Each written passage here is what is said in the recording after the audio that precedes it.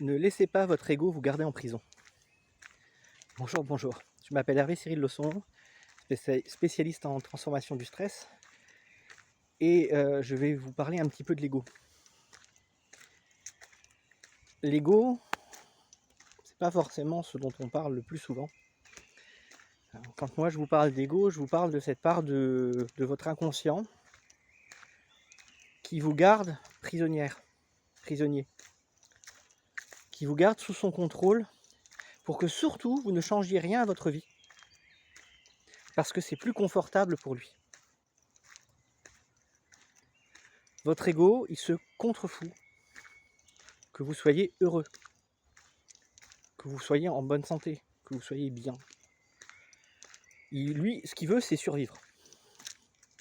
Malheureusement pour lui, sans vous, il ne peut pas survivre. Donc il vous fait en sorte que vous surviviez. Mais il ne le fait pas de la manière qui est la plus adéquate pour vous, mais pour lui. Votre ego, changer, pour lui, c'est mourir.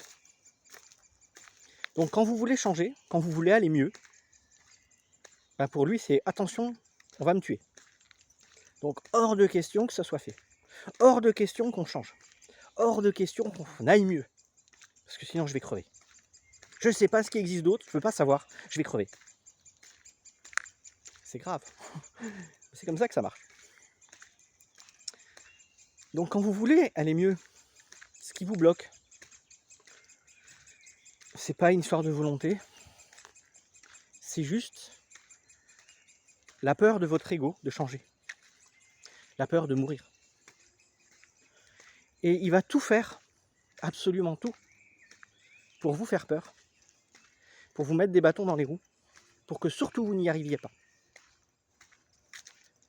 Et là, ben, souvent dans ce cas-là, faire, ah, ben, j'en suis pas capable, j'ai essayé plein de trucs, ça marche pas, c'est pas fait pour moi, j'y arriverai pas, je suis nul. Et hop, on recommence sur des vieux schémas qui souvent nous bouffent la vie, avec des vocabulaires très rabaissants. À la base, c'est simplement notre ego qui nous met des bâtons dans les roues, qui veut pas qu'on s'en sorte, parce que lui, il veut pas mourir. Donc quand je vous dis ne vous laissez pas piéger par votre ego, ne vous laissez pas emprisonner par lui, ça veut simplement dire prenez conscience de ce fait. Et quand vous voulez faire quelque chose, et que vous n'y arrivez pas seul, c'est parce que votre ego, il vous laisse pas regarder ce qu'il faut.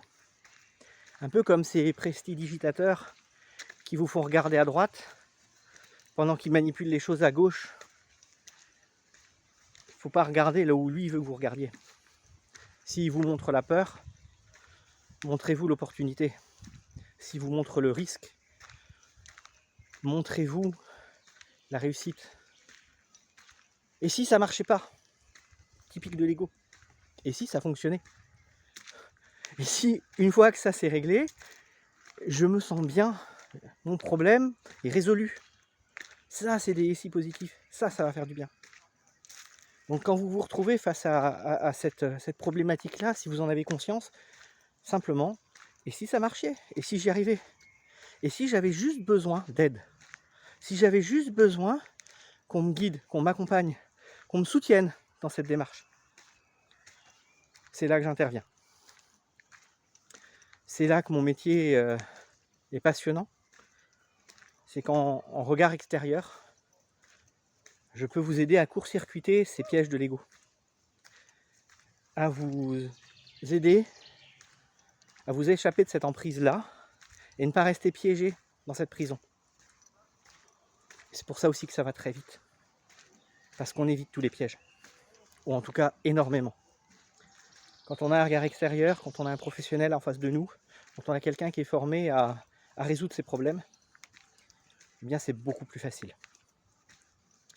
Je vous attends pour en discuter. Posez-moi toutes les questions que vous voulez, j'y répondrai avec plaisir. À bientôt. Ciao, ciao.